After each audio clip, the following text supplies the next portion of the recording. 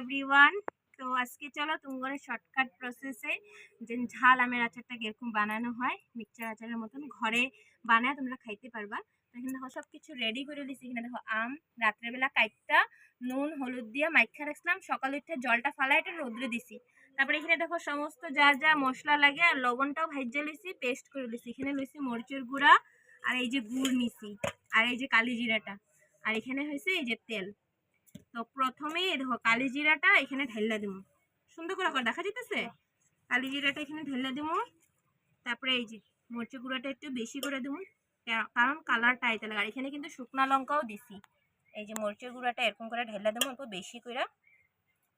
তারপরে এই যে এই মশলাটা এই যে এখানে সমস্ত মশলা যা জিরা উড়ার মশলাগুলা সমস্ত যেগুলা যেগুলা মশলা দিতে লাগে ওগুলাই দিছি।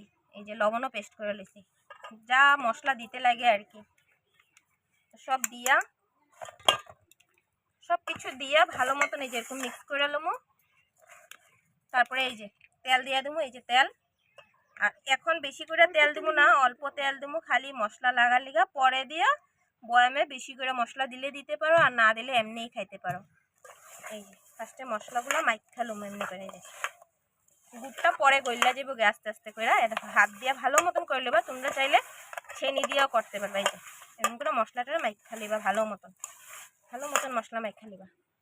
তারপরে এই যে আমগুলা আস্তে আস্তে এরকম করে ঢালবা, এই যে এরকম করে ঢালবা আমগুলা ঢাইলা নিছি। এখন এই যে ভালো মতন আমার গামলাটা অল্প ছোট হয়ে গেছে, এর মধ্যে হইতাছে না। তোমরা চাইলে অল্প বড় গামলা লইবা।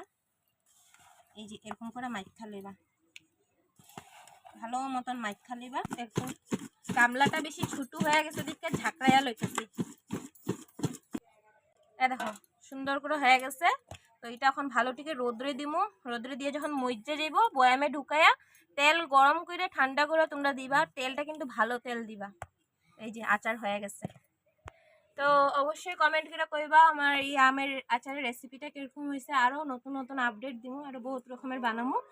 তো এখন লাগে টাটা, এটা কিন্তু একটা দিদির ঘরে আয়া বানাইয়া দিছি। দিবা 4-5 দিনের মতন এরকম কিছু একটা জিনিস দিয়ে ঢেকা দিবা, তাহলে আচারটা নষ্ট হইব না, কিছু পোকামাকড় পড়বো না।